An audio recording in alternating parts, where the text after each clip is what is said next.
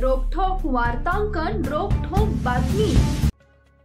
मराठा समाजाला ओबीसी प्रवर्गातून आरक्षण मिळावे या मागणीसाठी मराठा आंदोलक मनोज जरांगे पाटील पुन्हा एकदा मैदानात उतरले। यावेळी त्यांनी स्पष्टपणे सांगितले की आगामी आंदोलन मुंबईतच होणार आहे।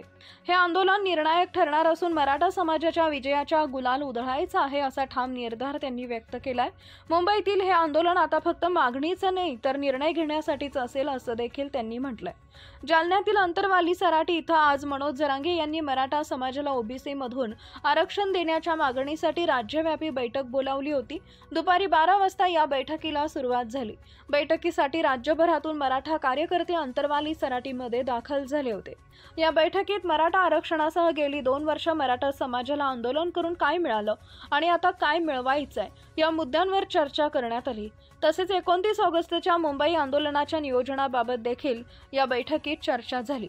या बैठकीनंतर मराठा आंदोलक मनोज जरांगे पाटील यांनी माध्यमांशी संवाद साधला।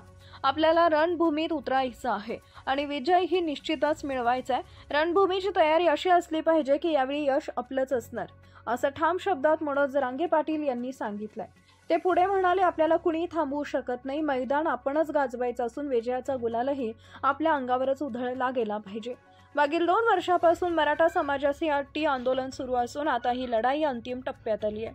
ही शेवटची लढाई मराठ्यांनी जिद्दीनं आणि एकजुटीनं पार पाडली पाहिजे असं आवाहनही त्यांनी मराठा बांधवांना केलंय। महाराष्ट्रातील महत्त्वाच्या आणि ताज्या बातम्या पाहण्यासाठी आमच्या जय हो न्यूज चॅनलला सबस्क्राइब करा आणि बेल आयकॉन प्रेस करा।